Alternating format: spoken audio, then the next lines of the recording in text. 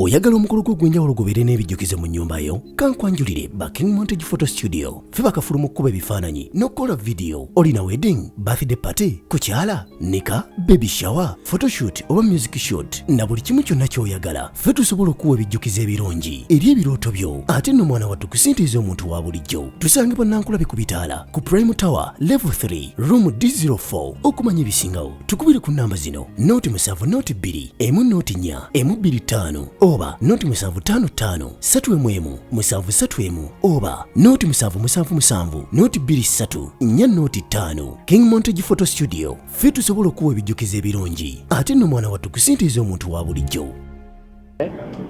Kano ko tumale twesimuuza nnyo buli nga bwabuwoowo bwakweyagala naye kano ko kakwejjanjaba kutabuuka bakayita kiyamba ffenna bw'okakozesa eyo n'omulala kamuwe kamugulire n'omulala kamuweereze kubanga kiyamba ffenna okuba bulungi ne tuddamu okukola.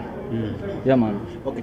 President gye buvuddeko mu address yabadde ekintu kyateesaako kukubiriza abantu genda kwegemesa. Tubadde tusubira nti B2C sawa zino mwani badde mukubiriza abantu naye ate mwe muleese sanitizer mufo ky'okukubiriza abantu. Tulowooza nti President wakubiriza abantu okwegema, government ng'ekubiriza abantu okwegema.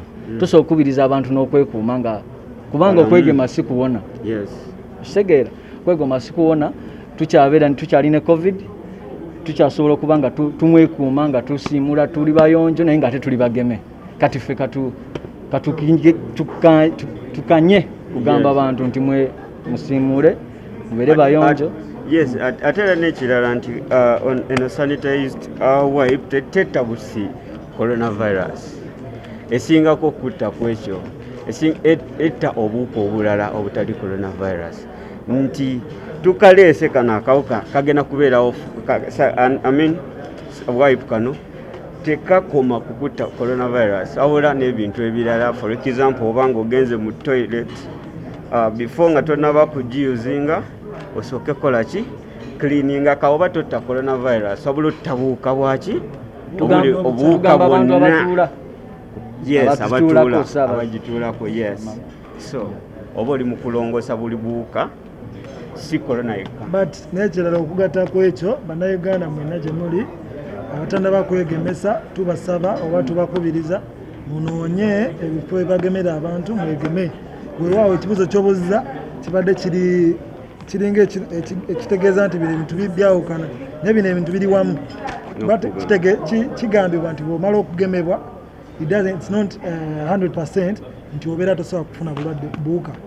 Obuuka busigala bujja, so twegeme nga bwe twekuuma. Tulina obuzibu ne industry yaffe ya music nti mugera ne muvaayo ne mutulaga mu face zammwe nti ekintu mmwe mukireese with time nekigenda ne kivaayo nti badde babakozesa bukozesa ate nga muli mu nkaayana. Kino ekintu kya B2C oba waliwo abali emabega?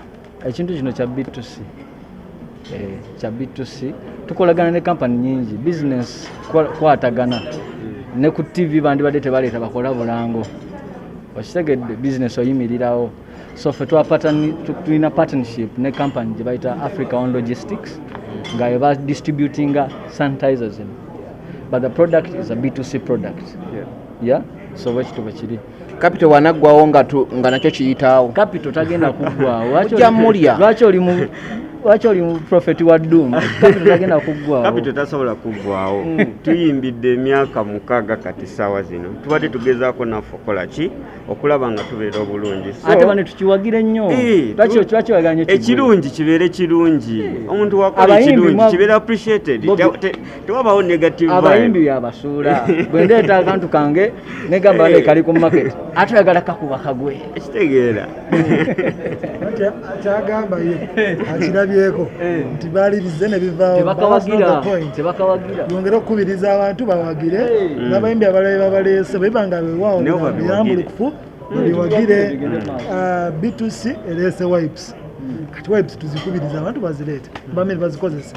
Nze nina ekibuuzo kino bw'obikula akantu kano kugakawowo akavaamu musazeewo okusapootinga abantu nga bajjera gyekiweebwa abanywa kenge bokka abasiraamu atubulye anti n'omusiraamu alwala korona bwe tunadda ku kyakawowo ne tuva ku mulamwa gw'okutta akawuka abasiraamu bagenda kufa baggwewo. Kitegeera kati nze mbadde nteesa kana akantu bw'okakwata tokanywa tokakamulamu birimu obe kanywe kasiimuza emikono gyo zitukule tugende mu maaso kozi ye new normal kati Yeah.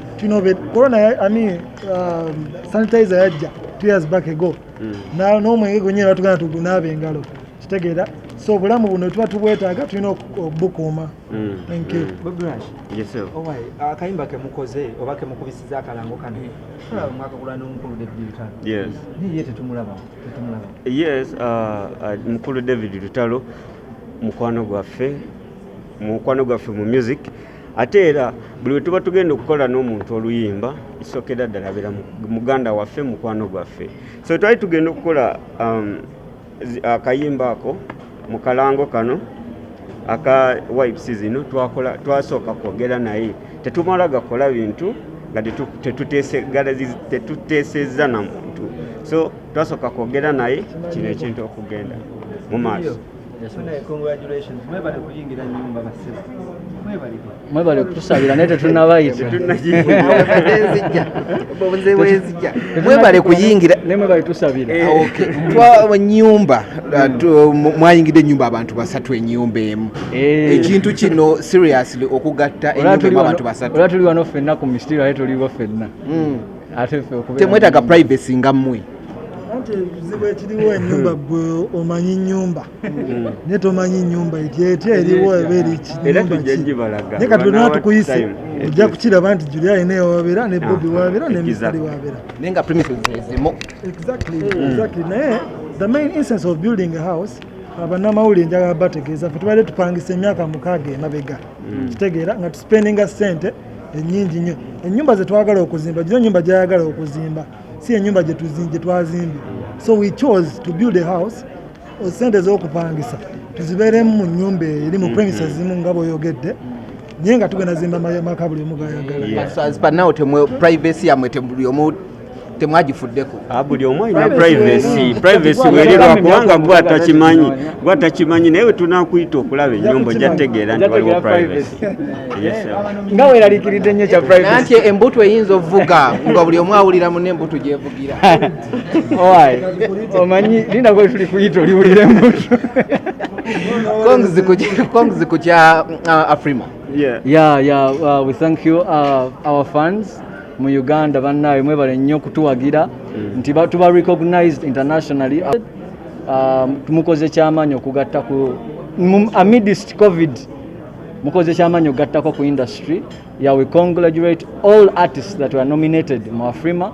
Ne bannayuganda tubagamba buli awadi mwe tuli ffe tetulina munnayuganda gwe tukompitinga naye n'abannayuganda bali eyo abalala mubawagire mutuwagire awadi zino tuzireeteka tugende Nigeria tuzinoneyo. Mulimu ne bandi bali bangi naye betulimu tetujja boogera twagala kwogera ku baffe abalimu.